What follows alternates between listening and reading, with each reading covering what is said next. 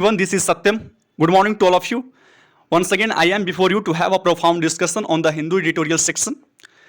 So before I start the discussion, first of all, I would like to request you all, please like and subscribe this channel if you are new to this one. And now, without any further delay, I'm gonna start the discussion. And for the discussion, first of all, we will learn and we will see what the title of this very editorial is.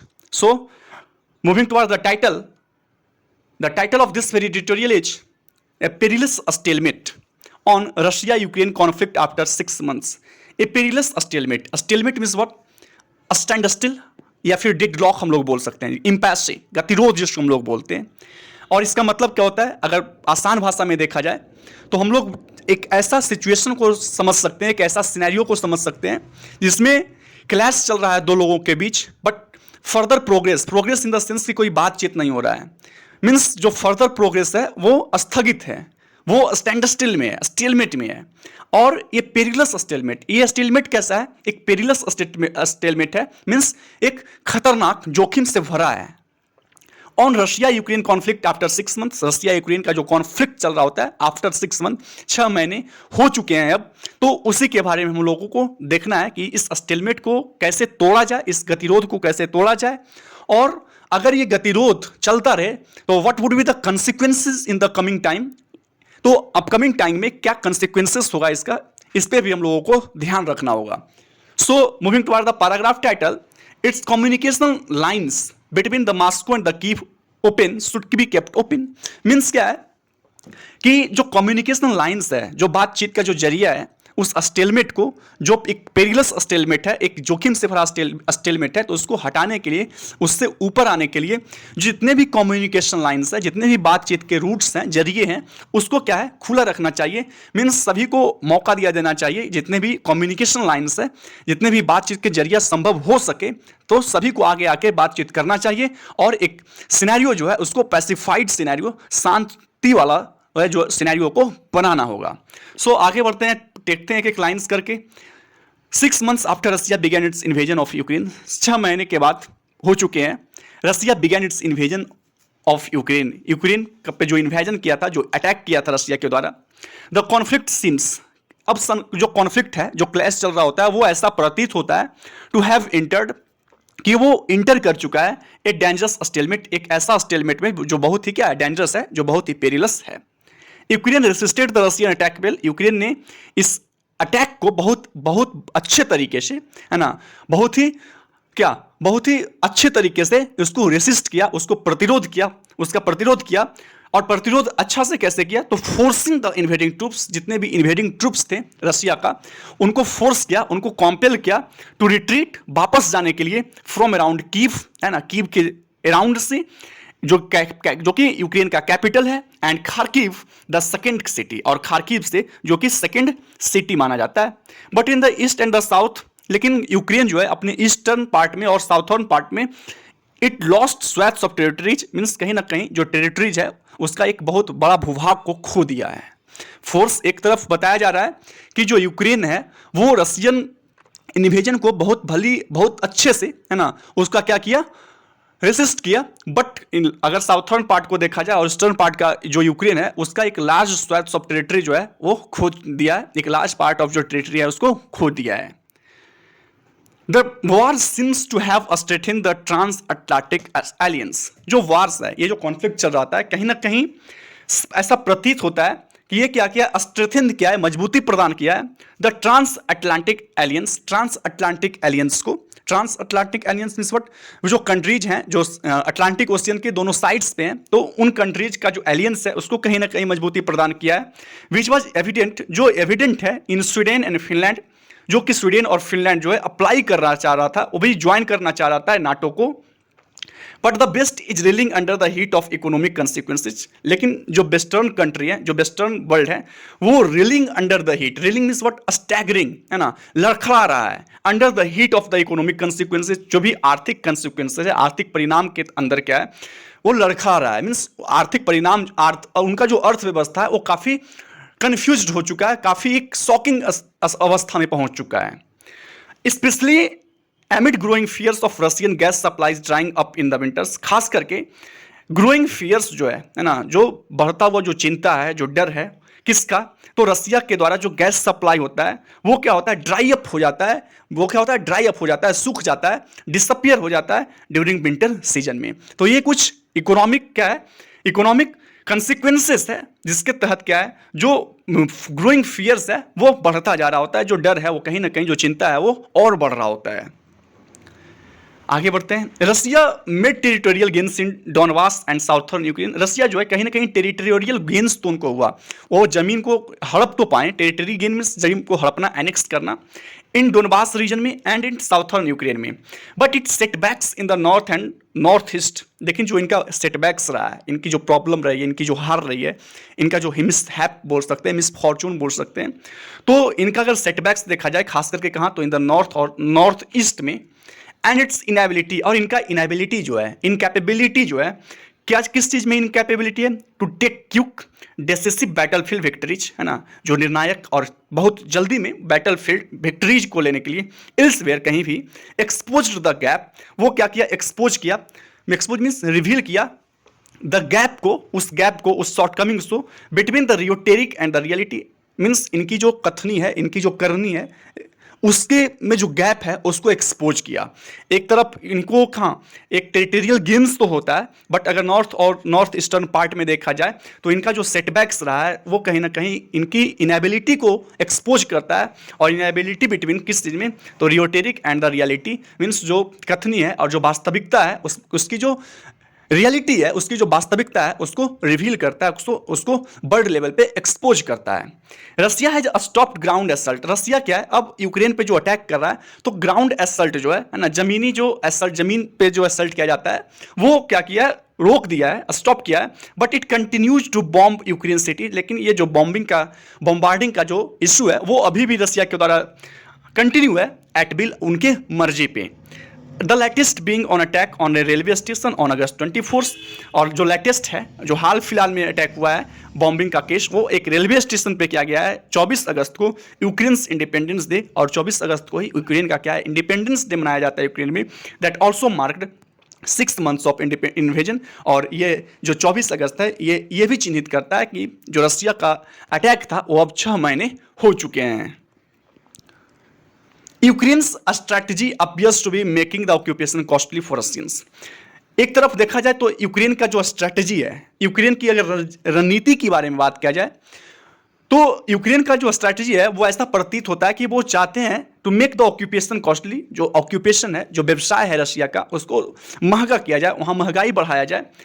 And Russians rather than taking back territories, वो ये नहीं चाह रहे हैं कि जो हमारा territory को एनेक्स कर लिया गया है, जो हड़प लिया गया है किनके द्वारा, रशिया के द्वारा, वो वापस लाना। इनका ये मकसद नहीं है, बल्कि उनका जो रणनीतिक मकसद है, जो स्ट्रैटेजिक गोल्स है, वो ये है कि वो रशिया में जो ऑक्यूपेशन है उसको कॉस्टली करना चाह रहे हैं, उसको महंगा करना चाह रहे हैं, ना कि अपने जो एनेक्स्ड टेरिटरी है उनको वापस लाना चाह रहे हैं।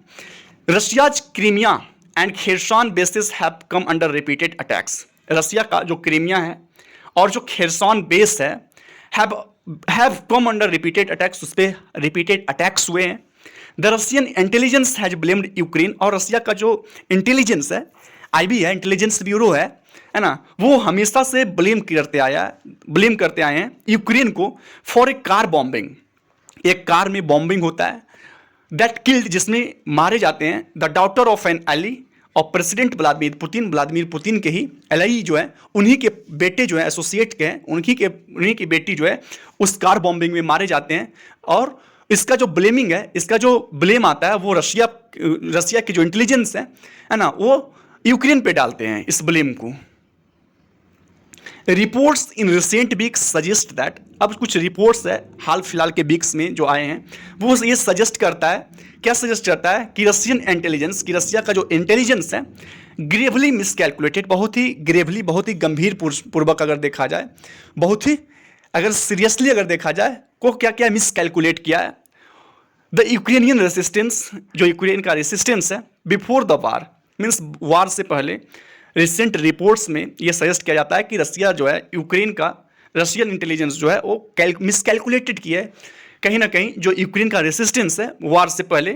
When the Kyiv regime stayed put In the face of Russia's multi-axis assault, the Russian generals had to change their strategy from lightning strikes across the country to a focused ground invasion in the east. कैसे हुआ?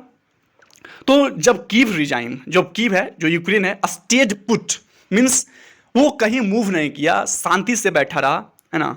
Move put in the force of Russian in face of Russian multi axis assault. जब Russia के द्वारा multi axis assault किया जा रहा था, बहुत चारों तरफ से असल्ट किया जा रहा था, आक्रमण किया जा रहा था, तो यूक्रेन के द्वारा, है ना, कीव के द्वारा वो क्या था, शांति से बैठा हुआ था, स्टेड पुट था, है ना, मूव नहीं कर रहा था, कोई उसका ये नहीं दिया जा रहा था. तो क्या होता है कि उस समय रशियन जनरल्स जो है, रशिया का जो जनरल्स है, उनको अपना पॉलिसी को, उनकी जो स्ट्रैटेजी था वो चेंज करना पड़ा. मीन्स जो रियाटिरेशन की जो पॉलिसी होती है वो कीव के द्वारा उस समय नहीं अपनाया गया था. जो बदले की जो भावना होती है, इवन कि रशिया के द्वारा मल्टी एक्सिस असल्ट किया जा रहा था, इवन दिन की यूक्रेन जो है वो कुछ नहीं कर रहा था, वो शांति से बैठा हुआ था. तब क्या हुआ, रशियन के जो जनरल्स थे रशिया के, उनकी जो पॉलिसी थी, उनकी जो स्ट्रैटेजी थी वो चेंज करना पड़ा. और स्ट्रैटेजी क्या था कि लाइटनिंग स्ट्राइक्स नहीं करना है. जो लाइटनिंग स्ट्राइक्स है, जो बम्बार्डिंग करना है, वो क्या था, from lightning strikes across the country to a focused ground invasion in the east. Means strikes नहीं करके, बम्बार्डिंग नहीं करके, फोकस करना है ग्राउंड इन्वेजन पे इन द ईस्ट में. ये पॉलिसी को चेंज करना पड़ा था. Even that was made complicated by Ukraine's resistance. अब जो उनका पॉलिसी, जो रणनीति में जो चेंजिंग गया था कि हमको अब ग्राउंड असल्ट करना है, तो उसको भी क्या किया गया था, कॉम्प्लिकेट बना दिया गया था, बहुत ही कॉम्प्लेक्सिटी उसमें ला दिया गया था. यूक्रेन्स के रेसिस्टेंस के द्वारा, यूक्रेन के द्वारा जो प्रतिरोध किया गया था, एक बहुत अच्छा से बहुत करारा प्रतिरोध किया गया था, which got military and financial assistance, जिसको कि मिलिट्री असिस्टेंस, सहयोग भी, और फाइनेंशियल असिस्टेंस भी मिला था वेस्टर्न वर्ल्ड से, वेस्टर्न कंट्रीज से. As the war dragged on, जैसे जैसे बार कंटिन्यू रहा, जो वॉर था, युद्ध जो कंटिन्यू रहा, द बेस्ट रिजॉल्व, जो वेस्टर्न कंट्री का जो रिजॉल्व रहा, जो डिटर्मिनेशन रहा टू पनिश रसिया, रसिया को पनिश करने के लिए, ओनली हार्ड एंड, ये क्या हुआ, जो डिटर्मिनेशन था सिर्फ और मजबूत होता गया, रिजॉल्व था वो और मजबूत होता गया, और leading to crippling sanctions on the Russian economy.